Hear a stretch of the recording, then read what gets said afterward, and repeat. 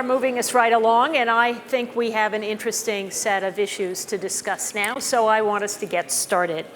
As you know, this panel is about foreign policy and its new priorities. We're going to be talking a little bit about the shape and character of the international system. I am, of course, Lisa Anderson, and I will be both moderator and probably a little bit more provocateur than I might ordinarily be, because we have an opportunity with this very distinguished set of panelists to have some very interesting, I think, and important conversations. Madam Fu Ying is the chairman of the Foreign Affairs Committee of the National People's Congress of China. She was previously Vice Minister of Foreign Affairs, served as ambassador in the Philippines, Australia, and the UK, and is head of the Asian department of the ministry. Dr. Peter Maurer is probably well known to all of you, is a Swiss diplomat, served as the permanent representative of Switzerland to the United Nations, among many other positions, and is currently the president of the International Commission of the Red Cross.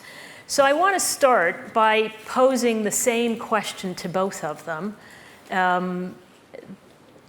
We have a sense, and this session is really about the sense, that somehow the international system doesn't seem very well organized right now. There doesn't seem to be a center. It seems very centrifugal. The kind of complaints, which I'll talk about later, that there's no leadership in the international system are very widespread, certainly in North America. What really animates the international system? How do we understand it? What kind of conceptual framework makes the most sense? Many political scientists sort of contrast what is called in political science a realist view, where the state is the principal actor and states pursue their own interests and values are really irrelevant to that. By contrast, there's what's sometimes called a liberal perspective on international politics, which really suggests that it's not just the states, that states have values themselves and are proposing and fostering a value-based system, that international organizations, international law, and so forth have become increasingly important.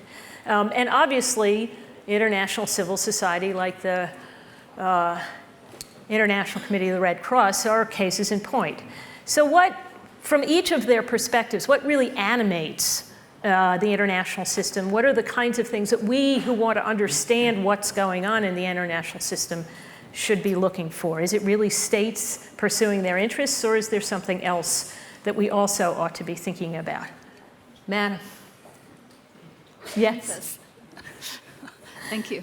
Thank you, Lisa. First of all, I want to say I'm very honored to be here. I also want to thank the organizers inviting me to join Lisa and Peter, putting the three of us together. You know, we are from very different fields. Before this session, we discussed a lot, and I'm not sure if we found a common line, but we'll try our best, and we agreed we will also follow the crowd. The previous section was excellent, and they had a much clearer focus. Well, our discussion is probably like today's world. We don't have a common focus. Exactly. I want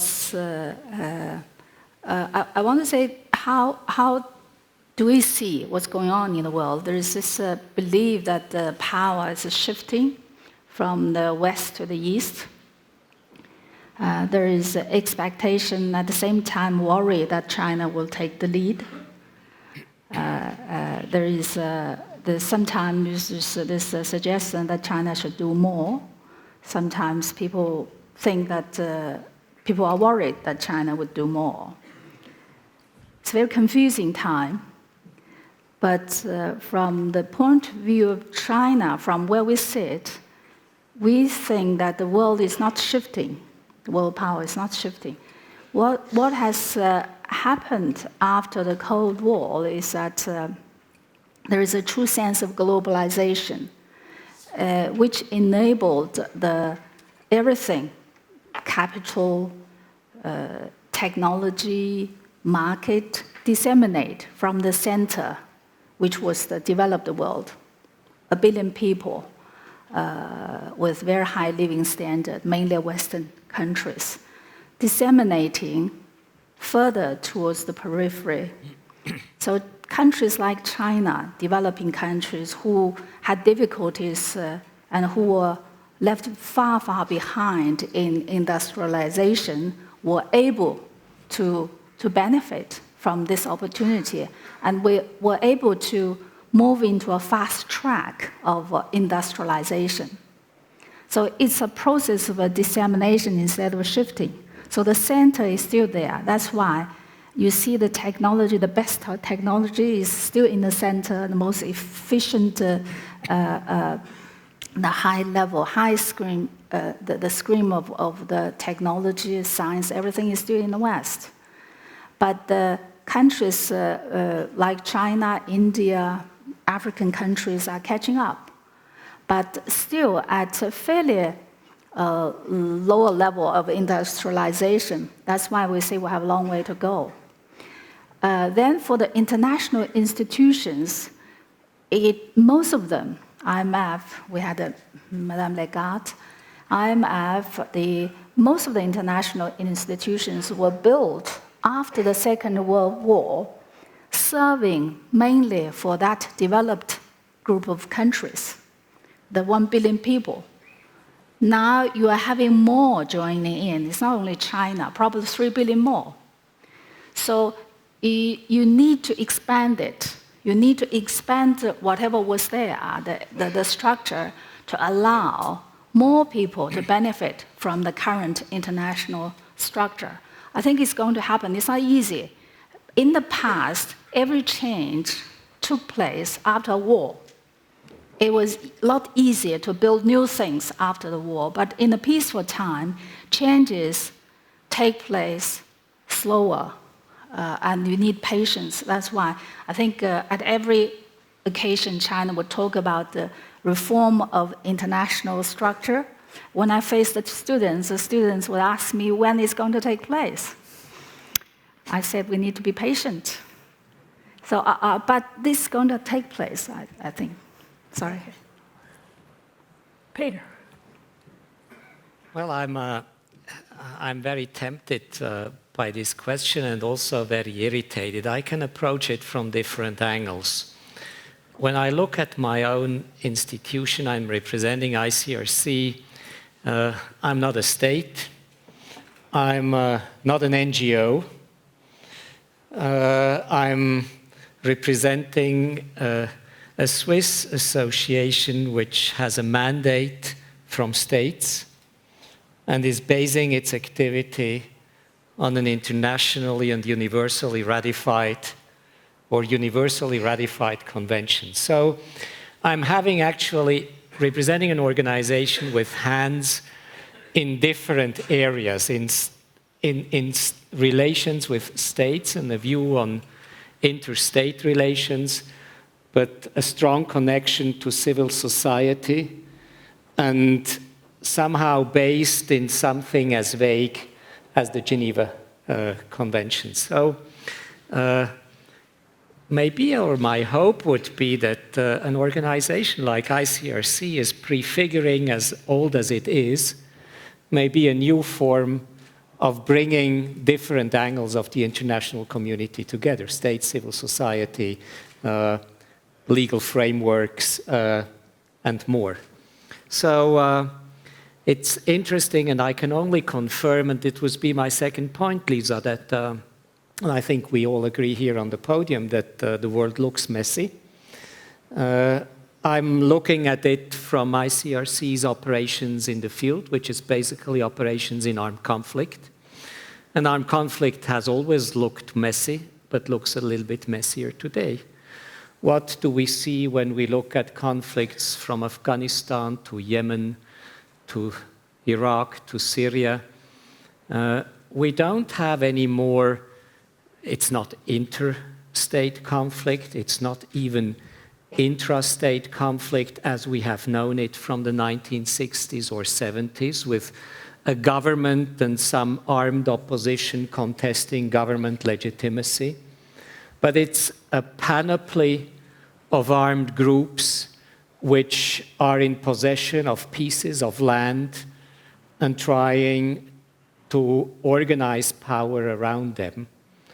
So just to give you an example how sort of diffusion of power and powers looks like when you are operating humanitarian action on the ground. It's 25 to 35 roadblocks between Damascus and Aleppo, each of them in the hands of a different authority. Even on the government side, you are not sure when you have a commander of the government army if he is responding to the instructions of the center. Not to speak on the opposition side, where you don't know whom to talk to in order to have an impact on the ground. So if there is an example on how the sort of disintegration of a focus of a power looks like when you are in situation of armed conflict, then certainly Syria is a good example, Afghanistan is a good example, and many others I mentioned before. At the same time, I'm much more optimistic because engagement with all those groups shows that with patience and persistence, you can create bottom-up consensus on certain minimal standards. This is far away from being global governance. It's far away from being able to organize complex societies. But at the same time, it's interesting to see that constituting governments bottom-up and engaging with those actors on the ground can also enlarge the consensus on what rules and norms are, and from there being able to constitute something like governance, which is lacking top-down, and which we are struggling with in terms of dispersion of powers. And maybe a last point, just as an introduction, what strikes me and is in confirmation of what my co-panelists both mentioned beforehand is that those forces on the ground which we are dealing with because they are in control of territory are not responding anymore to traditional state powers. With the best of will, but I believe that when I talk to US, European, Iranian, Qatari, Saudi, Turk, and other politicians, and they would make efforts to influence parties on the ground, at a certain moment they are not able anymore to influence their behavior. So it's true that maybe the international system has lost its center. It's also true that we can't reconstitute it just top down. And it's also true that there is maybe a little bit of hope and a perspective if you try to constitute it bottom up. I heard, between the two of you, dissemination, diffusion, dispersion, and disintegration. Yeah. Something's happening. Does what he describes sound plausible to you, familiar to you? How does China think about what you, in the first instance, described as dissemination and so forth, but obviously to some degree is also this dispersion and disintegration of centers of authority? China was not part of the center of authority you talk about before the end of the Cold War. So it's very hard for us to associate with it. And when China is asked about leadership, it's normally for the Chinese, it's a difficult question. I said it yesterday in my session. In China, I do speeches a lot, and every time I would do a poll about where China is in today's world. Because when I was in London, in Britain, people always said that China is the number 2 in the world. You should take more responsibilities, you have power. But the Chinese, when I came back and asking every time at a speech of a crowd of this size, sometimes bigger, I would ask them, who agrees that the China is number 2 in the world? There was very seldom a hand up. No, very few. I haven't come across many Chinese who accept that position for China, number 2 in the world, taking part of the world power. But in Hong Kong, when I asked people in Hong Kong, every hand was up. Let's stop here. How many of you think that China's number 2 in the world? Huh? Oh, okay, there you go. So any Chinese think that way. We have lots of Chinese students here. Any Chinese? So why are the Chinese reluctant? Why are the Chinese reluctant? But when I ask the second question of my Chinese audience, who is the number 2 in the world? There's no agreement. Some, maybe 10 or 5 would say Germany. Germany would be the first name came up. Russia.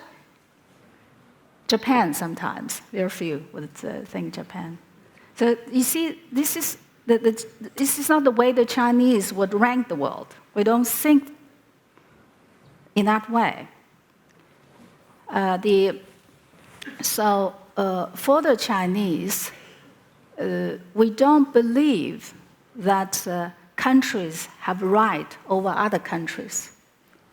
Countries are independent of each other, and countries should not interfere in the internal affairs of other countries, because we ourselves suffered so much in the past, being intervened, even being semi-colonized.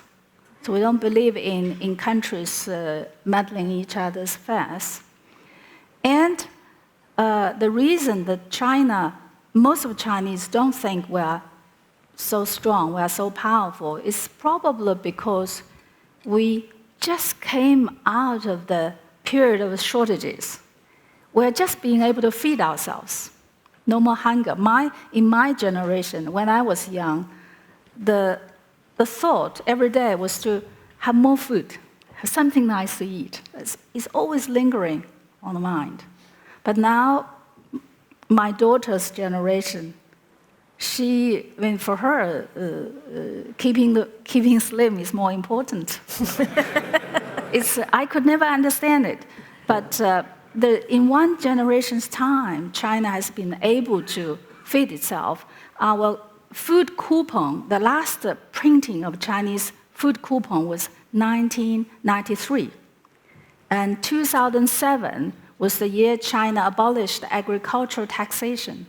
So this country is really just moving out of the basic needs, and people start to think more. What people want is better education, better opportunities to job, better medical care, sports facilities. Very basic, very basic. We're talking about Chinese dream. That's very basic need. So leading the world is, for the Chinese, is well beyond our mind. This is an interesting point because, of course, it is true that for centuries, I think, the Western world, Europe and the United States, has had a very hierarchical view of international politics. Somebody has to be at the top. And if there isn't an identifiable somebody at the top, we're very disconcerted by that.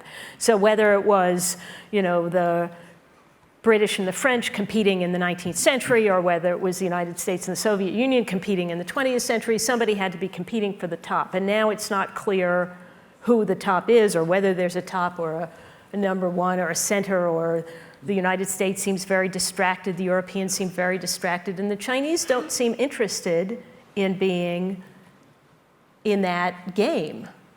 So perhaps it's really true that the game itself is changing. It's interesting also because it reflects even in the smaller humanitarian world we see the same movement.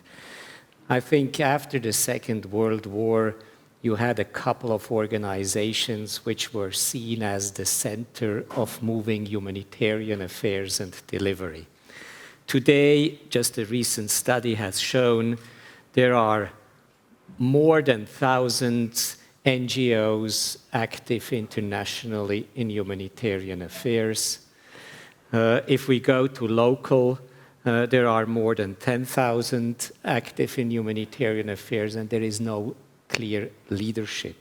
There is no focal point. So what is happening at state level, that the sort of hierarchical approach is falling flat.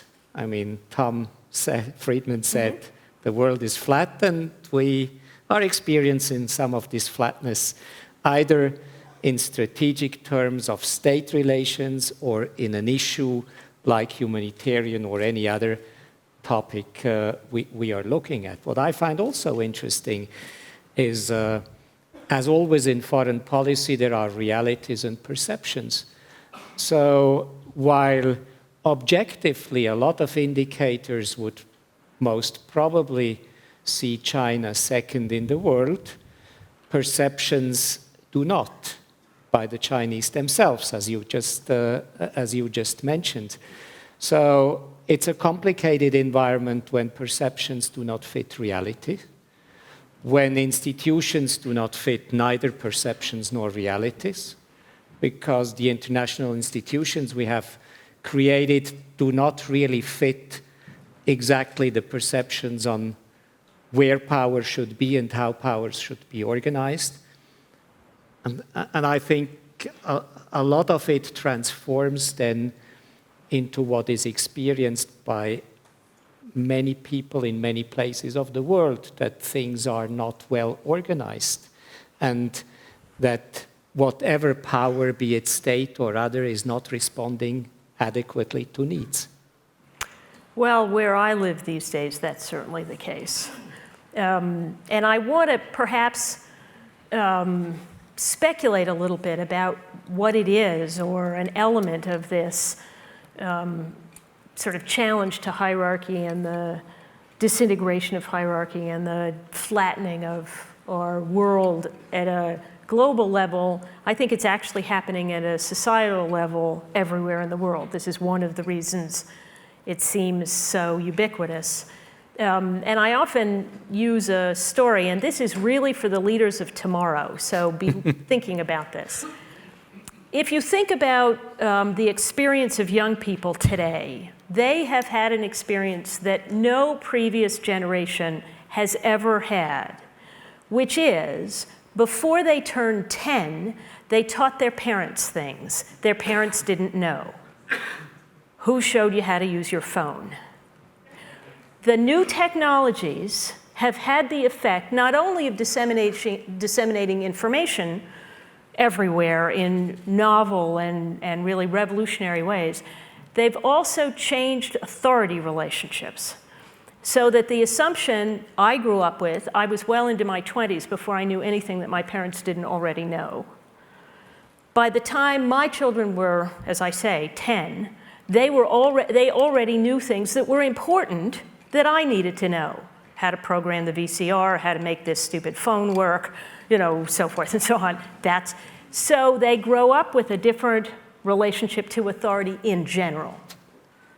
And I think part of the effect of the new information and communication technologies are not only the dissemination of information, which is in itself flattening, if not democratizing, but it also creates different relations to authority and to the passage of time. So I would suggest that the leaders of tomorrow are profoundly different in their experience of their relations with each other and their relations with authority figures in their lives than the leaders of today and the leaders of yesterday. And I'd like to know whether you think that in China, that kind of dynamic of the relationship within families and then disseminating through society is beginning to be evident at all. probably, like in any country, the computer, the internet is changing the lifestyle. And also the industrialization, the pace of life is so fast that is really weakening the relationship in the families. And there's a less respect among young people about the authority unless you can convince them. That is happening, but I want to answer your previous, come back to your previous thought, the remarks made by Peter, for example. Why the perceptions are different? I think if a perception does not reflect reality, it's unrealistic perception. But both perception of China being a growing power and the perception of China being a developing country are true.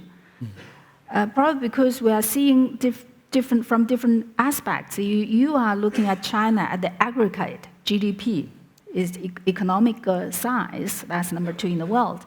But the Chinese, we are looking at the per capita GDP, which is $6,600, very low, ranking about the 100 in the world.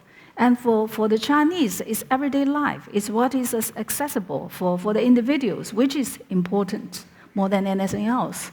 That's why we are looking at our own countries from that angle. So both perceptions, I think, are right. But we need to find the right balance. To what extent China should play a role in the world, since we are such a big size, and the world has become so important for China. On the other hand, the world also needs to be realistic in expecting what China can do and what China wants to do. And that's one point. Secondly, do we need a leader in the world? Do we need a leader? Look back at the 5 centuries of international relations. Whenever there was leader, was there peace? There was always competition for leadership. And the world was always divided by us and them, friends and enemy. Do we need that? Can we have a world in which there is no more enemies? We are all friends, we are all brothers, we should all help each other the way we can. Is it possible? Maybe the Chinese should take over the world. And we hope the 21st century can be a century without major world war, and we are making it. There are still conflicts, sadly. From the point of view of the Chinese, no conflict is justifiable.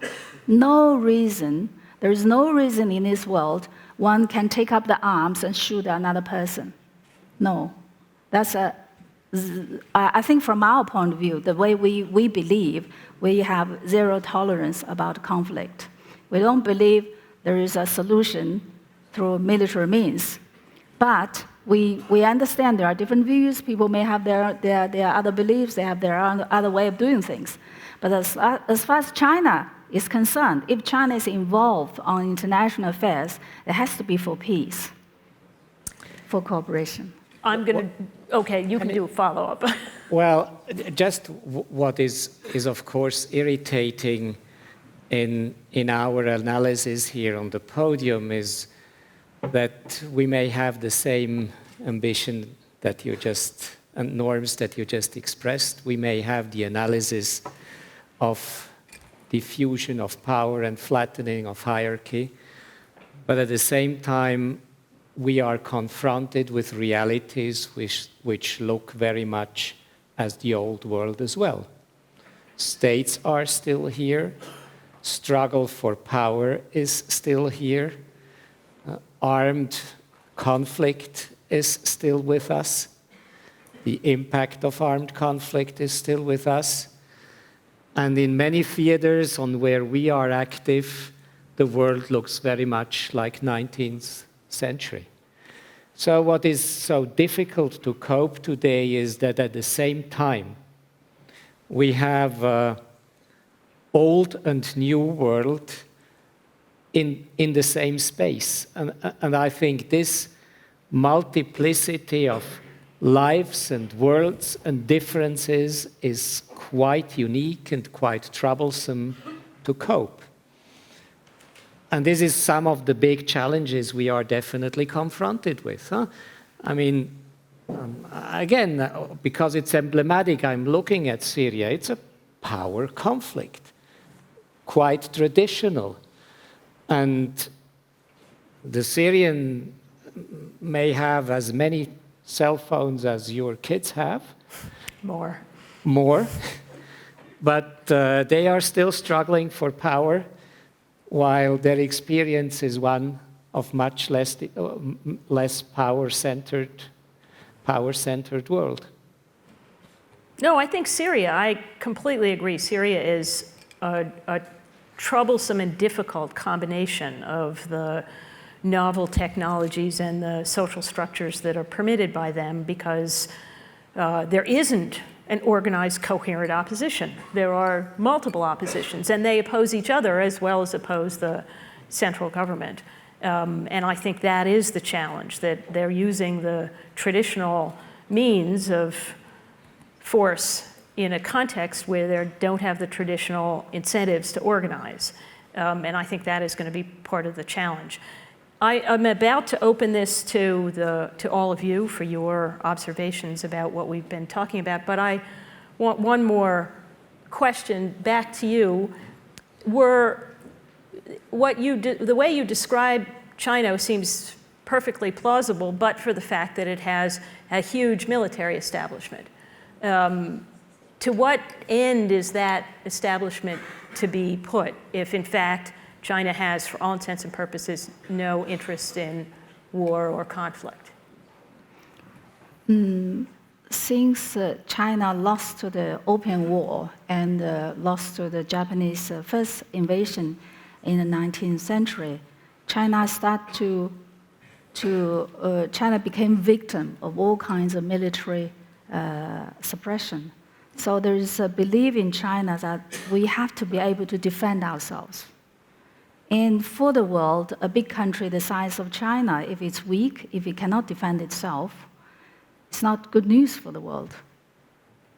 But the defense policy of China is defensive. China has announced to the world that it will be in defense, using its arms in defense. And for nuclear weapons, for example, China is the only country, only nuclear power, which has declared that it would not be the first to use nuclear weapons, and it would not use nuclear weapons against any non-nuclear states. So I think for China, on the one hand, we don't believe in conflict. On the other hand, we believe that we should be able to defend ourselves. But compared with the United States, our military level is very, very low. Well, compared to the United States, yes. No comparison. Exactly. We're opening it up now, sir, right there. And I think a microphone is coming. You're the one. Hi, my name is Omri and I'm a student. Miss Yu, I would very strongly applaud your message of non-conflict and pacifism, were it not that you represent an authoritarian government that does quite a lot of cruel things to some of its people and other people. For example, the genocide in Tibet and other things like that. So my question is, a lot of people say that the human rights paradigm is a Western paradigm and it shouldn't be imposed on China or other places, that the Chinese have their own approach to human rights, and I completely agree with that perspective. I wouldn't want to impose ideas on any culture in an aggressive way or in any imposing way. But then China has taken on Western ideas in the past, such as communism, such as capitalism. So looking ahead, how do you see China's relationship taking in this Western idea of human rights, and what is the Chinese approach to human rights as you see it?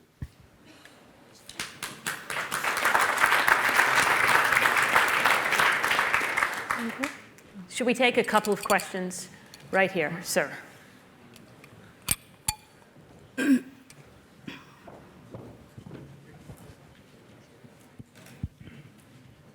I'm Nadir Godrej from India. Ms. Fu, it was very heartening to hear that you said that Chinese armed forces are for defense purposes, and yet China has territorial disputes with many, many neighbors. How do you plan to resolve these disputes? Right here, in the white scarf. Hi, I'm Katharina. I'm self-employed from Austria. And I think it was a very valid point about the disintegration of authority. But I would challenge that it's a message to the leaders of tomorrow especially, because in the end, I completely agree with you. But we are the generation, you are basically, in most cases, the employers of our generation, of a generation that challenges authority. And alongside what Mr. Maurer said, that we see this disintegration of hierarchy in the international system, I'm wondering, do we see this within institutions as well? Because I think this is relevant for employing us. Mm-hmm. Good question. One more, and then we'll pause. Right in the middle. Thank you. We spoke a lot about, in the last few days, about leadership and responsibility. And I would like to ask you, Ma'am Fu, according to you, Ma'am, is China responsible for the environmentally sustainable growth of the world? And do you see any possibility for the next decades for China to restructure its production to enrich the sustainable development for the future generations? Thank you so much. Those future generations are going to get us one way or another. Okay. Madam. Can I start first about Tibet? Have you been to Tibet? But where did you get your information about Tibet? The internet. Tibetan people from Tibet or Tibetan people from Switzerland, from outside Tibet? And have they been to Tibet? Yeah, they'd been to Tibet, yeah. Okay, I love Tibet. I go there a lot. I take holidays there. I have lots of friends there. Tibet is a place I really love. And I'm a Mongolian, and my relatives believe in Tibetan religion. Tibetan religion spread not only in Tibet, but also in Mongolia. And Tibet is a beautiful place, and is growing now very healthily. And the ecological protection is very, very strong there too. It's a place fairly well taken care of. But I think you need to know more about Tibet, especially about Tibet nowadays. And I also want to know if you know anything about Tibet before 1950s. Well, I understand that I won't be able to get you to acknowledge anything that I said about Tibet. My intention was not to try and get you to break the Chinese policy on Tibet. So I understand I'm not going to get you to say anything different. But I just gave it as an example. If you could just elaborate on how you see China's approach to human rights going forward, the Chinese approach to it, I would appreciate that. Because I just gave Tibet as an example. I don't want to debate that necessarily. I know you're not going to say anything different.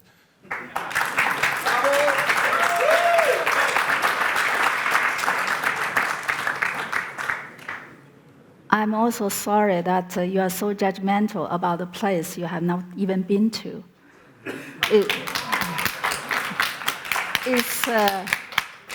It's very disappointing that many people outside China have decided for themselves about China just because they read things which I'm not sure really reflect the facts. That's very disappointing. It's one of the reasons I think there is a barrier between China and the outside world, especially the West. Many people in China believe that there is no point explaining because you have decided, you made up your mind that China can never be right. Whatever China does, there's no use anymore. And for Tibet, it's a place the Chinese cherish. It's very important for China. And Tibet will grow together with China. And about the problem, the differences regarding Tibet, I think we are open for discussions, for dialogues. But no one should, I think no one should decide Tibet for us. About, can I finish? Yeah, that's it. About human rights, it has been a long debate. I remember when I was an interpreter, I just joined work, and that was 1980s. And there was an American delegation. I was accompanying them, visiting China, and we went to Shanghai. And this head of the delegation, we chatted a lot. And he said, young girl, you know China has no human rights because you can't move about. You don't have freedom of movement. And I said, why you say so? And he said, you see, you can't live in Shanghai. You love Shanghai, but you can't live here. You have to live in Beijing. You can't move about. And I reflected on that. And next morning, I came back to him. I said, you are right. I can't live in Shanghai. I don't have the coupon for Shanghai. And I can't afford the train ticket. It was very true. And now the Chinese are moving around all over the world. And people are wondering why the Chinese are living abroad. The things have changed so much. But the human rights topic comes back again and again. It's like a rolling film. You change the content all the time, but the title is always there. Again, it's something you've decided. It's a loaded term. As long as you use the term, China is wrong. But what is human rights in China? What is the most important thing for the Chinese? Food is the number one consideration. After food, better other things. People want now other things. I mentioned it already.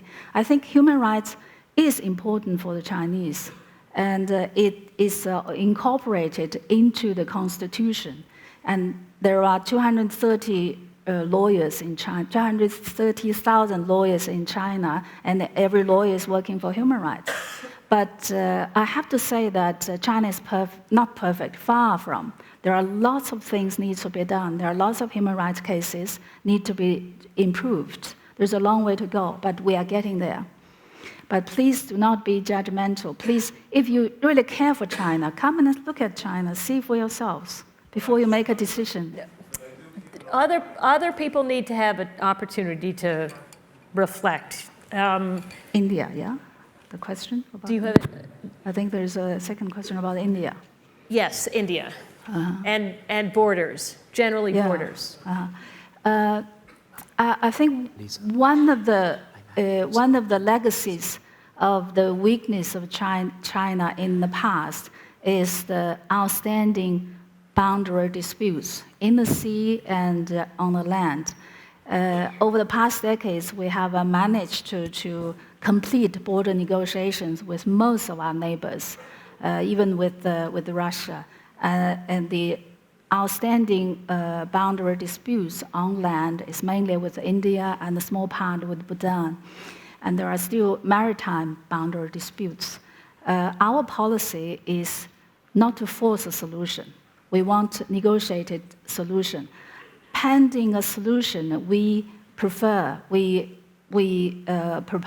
and it's accepted by most of our neighbors, that we would shelve the disputes and move on with the bilateral relations. So with India, the negotiations are still going on. I myself personally got involved in quite a few rounds, and it's a tough negotiation. But we are glad that at the border area, there's peace and tranquility for decades. Thank you. Okay, Peter? Can I just say a word on diffusion of power, not only in the international relations, but also in institutions? Not to be misunderstood, when I was talking about diffusion of power, it was not in a sort of complaining about the world falling apart.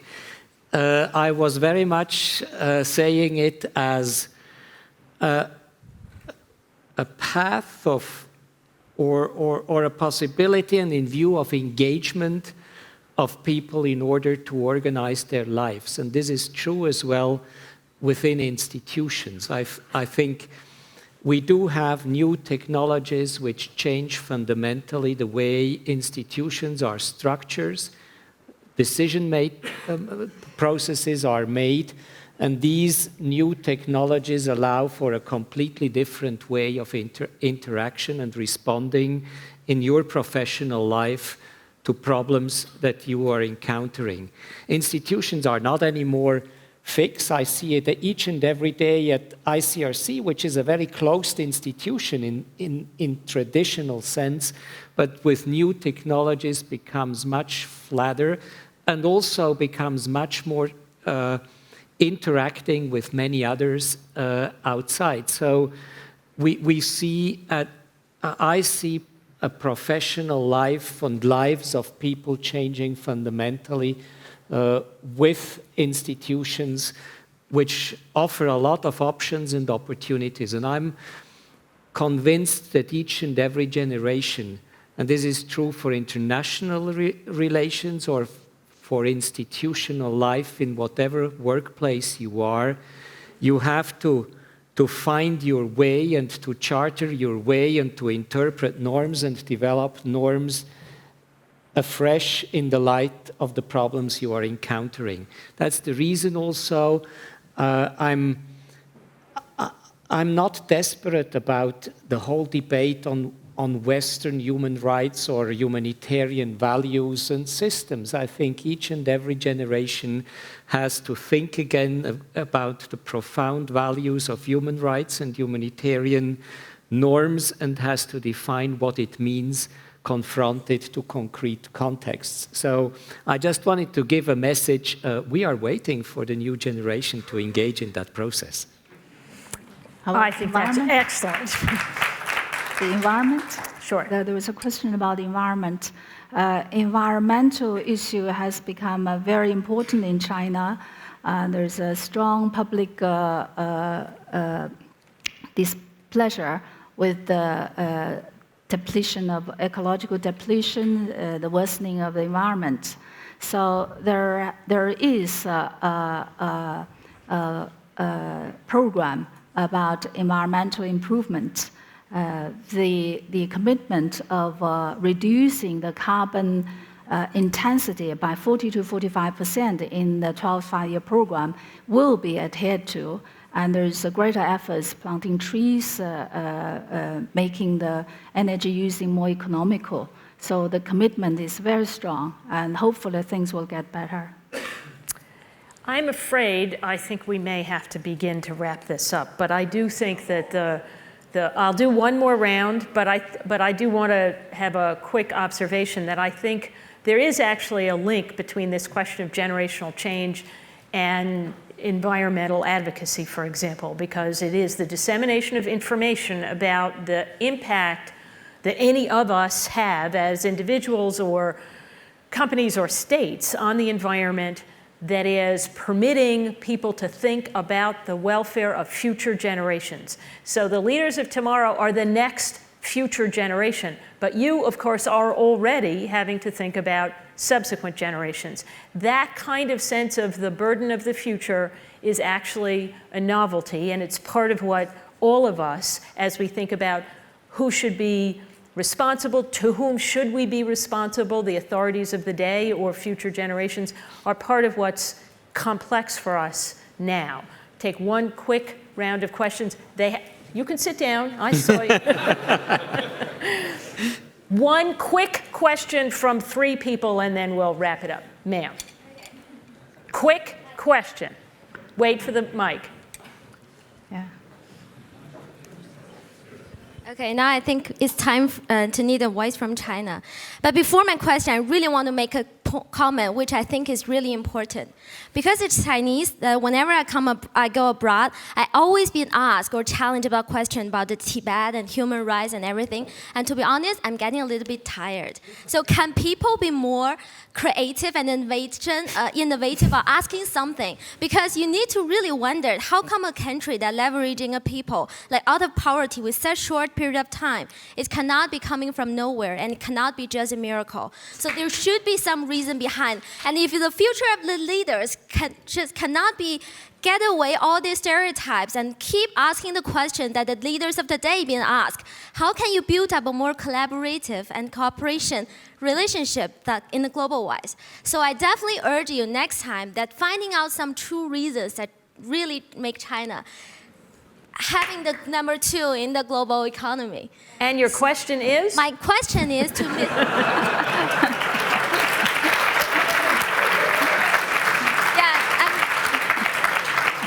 Okay, so my question to Samuel, as I just mentioned. So do you think is there any, just to give a more thorough picture about China, what do you think are the current misperceptions and misunderstanding about China?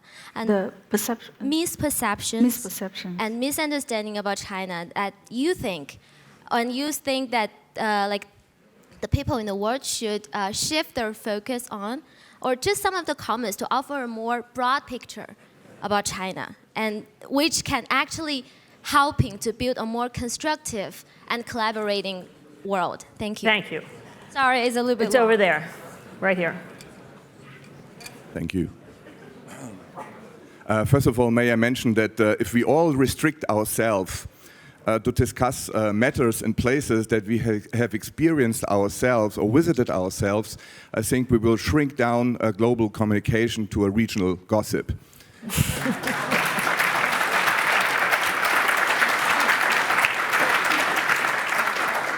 Having had the privilege to visit China many times over 20 years now, I have experienced the amazing rise of China and the many, many positive things that have happened. So I fully agree with you that there is an impressive track record. I would like to know, what do you see as the 2 or 3 major threats or bottlenecks to continue with that track record? And I would like to know if the freedom of opinion is one of those threats. And if not, why don't you have the courage to let free opinion float?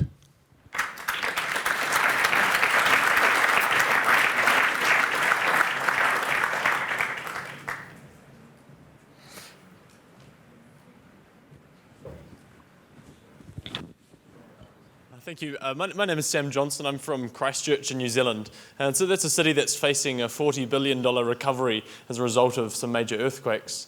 My question's around disaster risk reduction. And Mrs. Fu, you just mentioned about the environment, and that was part of my question, and how in the next, when we're thinking about future generations, we think about climate change, we think about the impact that as a risk and as an impending disaster is going to have. But I wonder what more can, from a citizen level, what more can we do to support our leaders and as young leaders, what more can we do to support policymakers to actually implement policies to take in effect the importance of reducing risk, and considering that 2012 was the most expensive year for disasters ever. Thank you. Okay. You ready? Thank you. Thank you very much. First about, I think I pulled them together in one, if I could cover most of your concerns.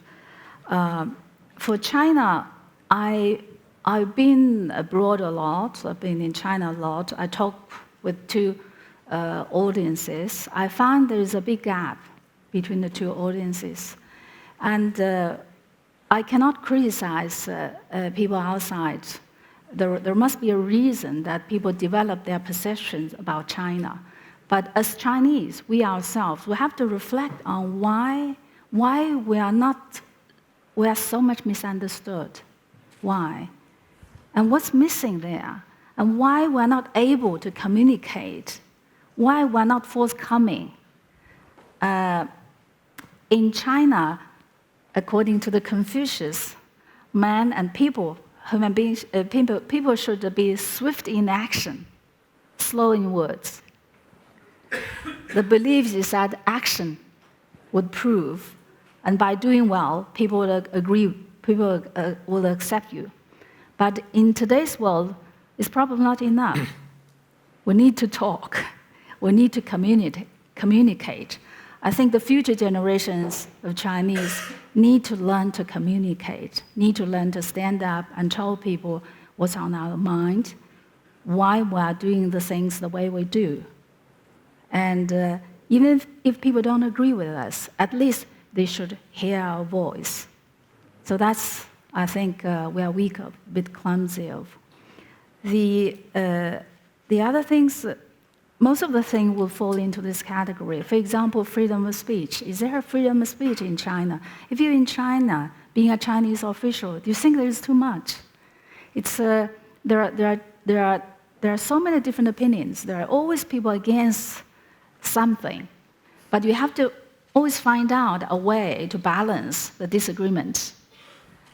We just, I'm from the National People's Congress. We've just adopted the law of tourism. We are the #2 largest tourism country in the world, the largest spender. But we never had a tourism law. But deliberating the tourism law is very difficult. Everybody has an opinion. There was always opposition. We couldn't adopt it. And when I attended the debate, there are very legitimate concerns which you can't cover. For example, one of our member of the committee on the National People's Congress is a monk. He's a Taoism monk. He represents the Tao groups. He said, we should have a special clause in the tourism law to make sure that our temples are free. There's free access. People who come for pilgrimage should not pay for tickets. But that cannot be covered by the law. And we cannot, in the end, we decided to adopt the law in spite of the differences, in spite of the different opinions. We calmed him down and said, maybe next time we'll amend the law, we'll find a way to address the problem of the monks. So in a country of the size of China, it's impossible not to have different views. And it's impossible not to allow people to express themselves. But there is always a balance. In the end, you have to move on. And you have to find a middle way and make a decision and then leave the rest to see what's going to happen. The policies in China are very well implemented, not because we are authoritative, but because we normally have thorough debates before a decision is made. And we have testings. We test a policy in a region. When it's successful, we implement all over the country. There's a way we run our affairs. The reason we are successful because there's a way. We've learned lessons from the past. We made mistakes in the past. We knew things can go wrong if one or few people make the decisions. We have to have a good process, democratic process of decision making. So when you talk about the freedom of speech, I think you are talking about why we are not allowing, like Facebook, like Twitter. But I think given the judgmental position of some of the people here, it's safer for you not to come into China and shout your opinion, because most of the Chinese wouldn't agree. There is obviously no. You think you know better than the Chinese.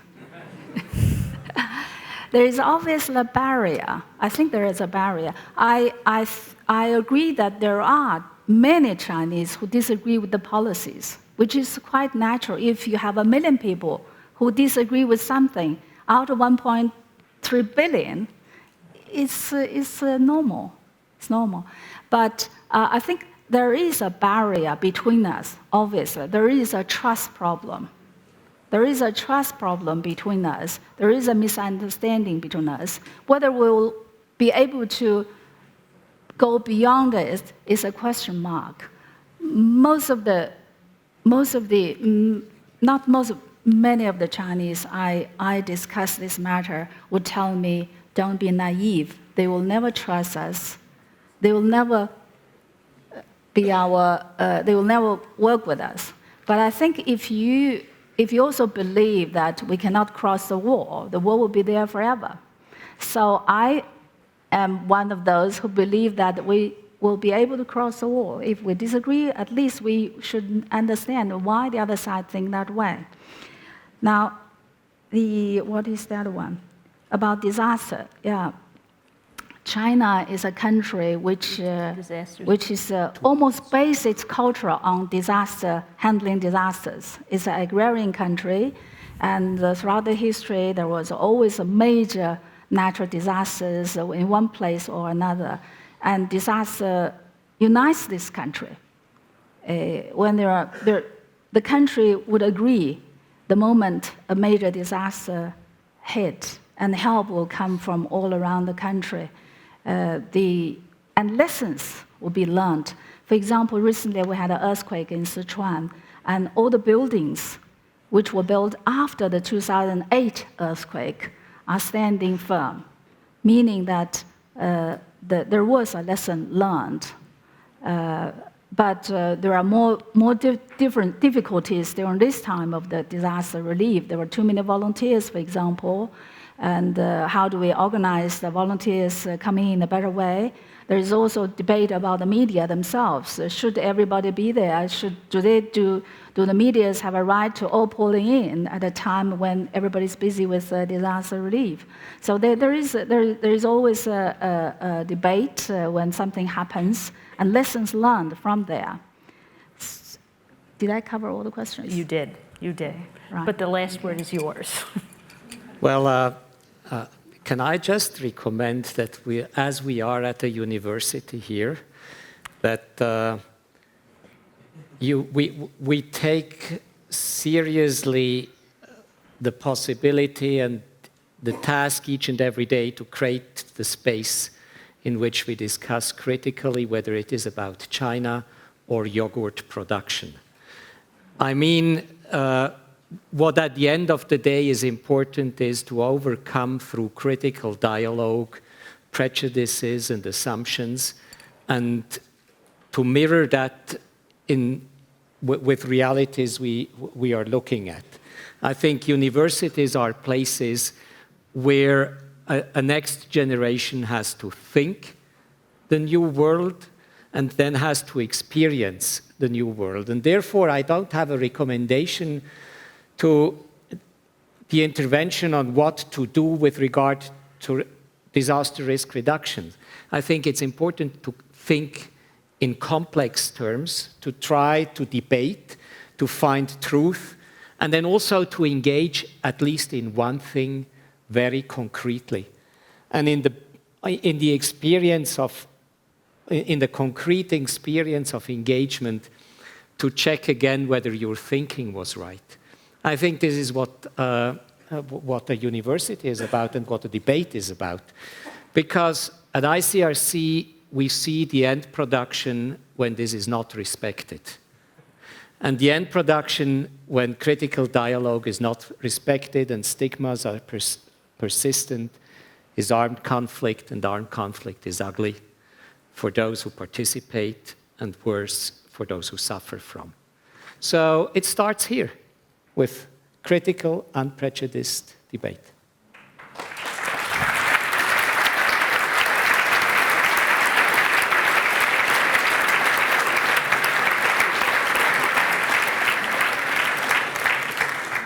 None of us could have said it better. I hope that you will all have the courage to listen to this advice because it will be well rewarded for you and for all of us. I want to thank both my panelists here and thank you all for what were obviously provocative and interesting questions. Please stay seated. The next panel is about to start. Thank you very much.